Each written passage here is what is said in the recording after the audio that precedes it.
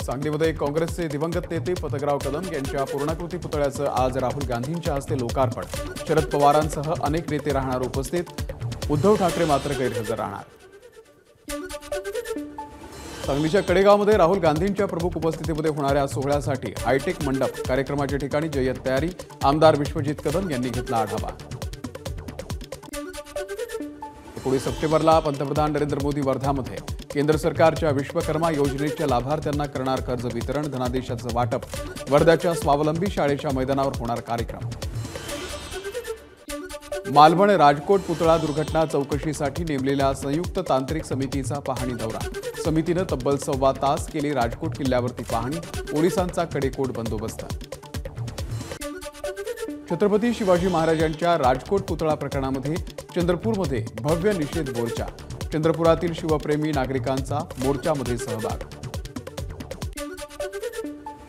पॅरालिम्पिकमध्ये महाराष्ट्राच्या सचिन खिलारीला गोळाफेक F46 या स्पर्धेमध्ये रौप्य पदक। पॅरालिम्पिकमध्ये भारतीय खेळाडूंकडून आतापर्यंत 22 पदकांची कमाई। सांगलीच्या सचिन खिलारीने पॅरालिम्पिकमध्ये रौप्य पदक जिंकल्यानंतर कुटुंबियांसह गावकऱ्यांकडून आनंद व्यक्त। सर्व स्तरातून सचिनचं कौतुक। नाशिकच्या साहिल पारखची भारताच्या अंडर-19 क्रिकेट संघामध्ये निवड। साहिल ठरला भारतीय संघामध्ये निवड होणारा पहिला नाशिककर खेळाडू। नाशिककरांकडून आनंद व्यक्त। कोल्हापूर गोवा विमानसेवेला 19 सप्टेंबर पासून सुरुवात होणार। आठवड्यामधील 2 दिवस कोल्हापूर गोवा विमानसेवा सुरू असणार। मुंबई गोवा महामार्गावरती कशेडी बोगद्याला दुसरी लेन आजपासून वाहतुकीसाठी खुली होणार। त्यामुळे या मार्गावरून प्रवास करणं सोयीचं होणार। तर बोगद्याच्या दरम्यान होणारी वाहतूक कोंडी टाळण्यास मोठी मदत होणार। गणेश उत्सवासाठी कोकणात जाणाऱ्या चाकरमान्यांना टोल माफी। आजपासून 19 सप्टेंबर पर्यंत टोल माफीचा निर्णय। वाहतूक पोलीस आणि परिवहन विभागाकडून मिळणार पास। अकोल्यामधील लालबागच्या राजाचं मंडपामध्ये आगमन। गेल्या 39 वर्षांच्या परंपरेप्रमाणे शहरामध्ये लालबागच्या राजाची मिरवणूक। टाळ मृदुंगाच्या गजरामध्ये वारकरी मिरवणुकीत सहभागी।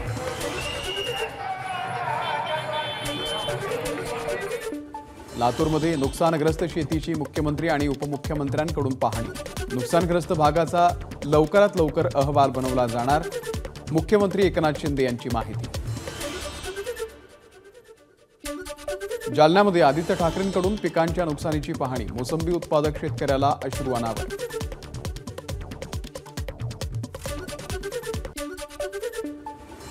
राजमाता माँसाहेब जिजाऊंचं जन्मस्थान असलेल्या सिंदखेड राजा येथे राजवाड्याच्या समोर रविकांत तुपकर यांचं अन्नत्याग आंदोलन। शेतकऱ्यांच्या विविध मागण्यांसाठी तुपकरांचं आंदोलन।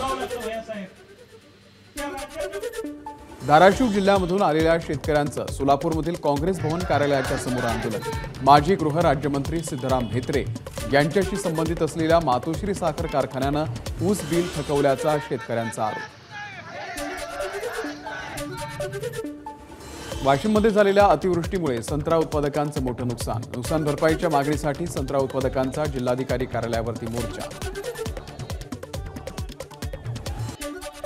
पीक विमा पूर्वसूचनेसाठी दिलेला टोल फ्री क्रमांक लागत नसल्यानं शेतकरी हैराण। नुकसान भरपाई देण्याची सरकारची नियत आहे का? संतप्त शेतकऱ्यांचा सवाल। बीडमध्ये अतिपावसामुळे हजारो एकरवरती कापूस पीक धोक्यात। मर रोग लागल्यानं कापूस पिकाचं अतोनात नुकसान। गेवराई आणि माजलगाव तालुक्यातील कापूस पीक जमीनदोस्त। नाफेड NCCFचा कांदा खुल्या बाजारामध्ये येण्याची भीती। लासलगाव बाजार समितीमध्ये कांद्याच्या दरामध्ये 700 रुपयांची घसरण। शेतकऱ्यांमध्ये नाराजी। शेगावसाठी उपमुख्यमंत्री देवेंद्र फडणवीसांकडून वाढीव पाणी आरक्षण मंजूर। शेगावमध्ये येणाऱ्या भाविकांची गैरसोय होऊ नये यासाठी निर्णय घेतल्याची फडणवीसांची माहिती।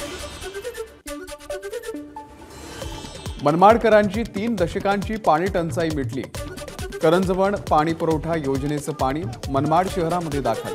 85 किलोमीटरच्या पाईपलाईनद्वारे नैसर्गिक उतारानं पाणी जलशुद्धीकरण केंद्रामध्ये।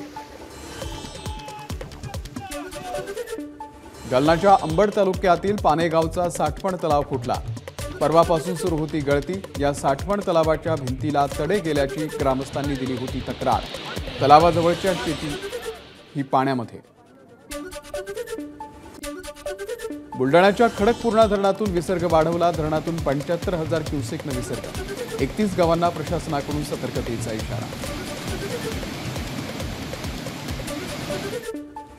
नगरमधील भंडारदरा धरणाचं नाव बदललं। आद्य क्रांतिकारक वीर रघुजी भांगरे जलाशय नामकरणाला मंजुरी। महायुती सरकारचा निर्णय। जलसंपदा विभागाची माहिती। लातूरमध्ये संतापजनक घटना। चाकूचा धाक दाखवून 34 वर्षीय महिलेवरती बलात्कार। आरोपी शिकलोधन कांबळे फरार।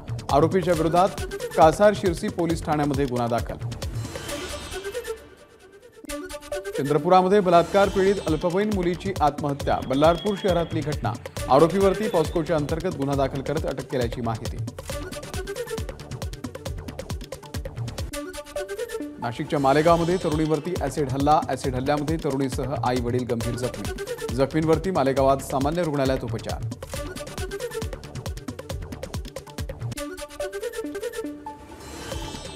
मुंबई गोवा राष्ट्रीय महामार्गावरती राज्य उत्पादन शुल्क विभागाची कारवाई। गोवा बनावटीच्या विदेशी मद्याचे 700 बॉक्स जप्त।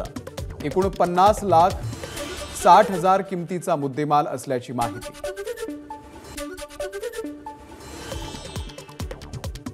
भंडाऱ्याच्या गडेगावमध्ये ब्लॅकबेरीचं फळ खाल्ल्यानं जिल्हा परिषद शाळेच्या 9 विद्यार्थ्यांची प्रकृती खालावली। विद्यार्थ्यांवरती भंडाऱ्याच्या जिल्हा सामान्य रुग्णालयामध्ये उपचार। चिपळूणमध्ये व्हेल मासा उलटी तस्करी प्रकरणामध्ये एका BHMS डॉक्टरला अटक। 10 किलो उलटीसह चौघांना वन विभागानं घेतलं ताब्यात।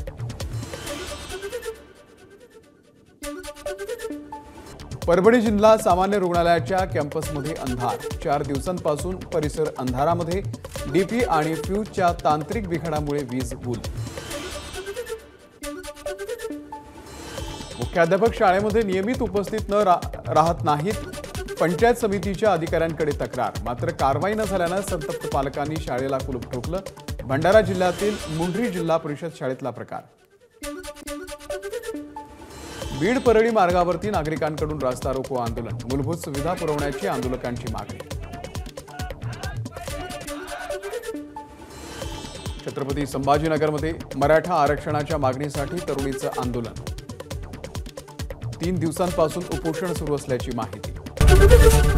एबीपी माझा, उघडा डोळे बघा नीट।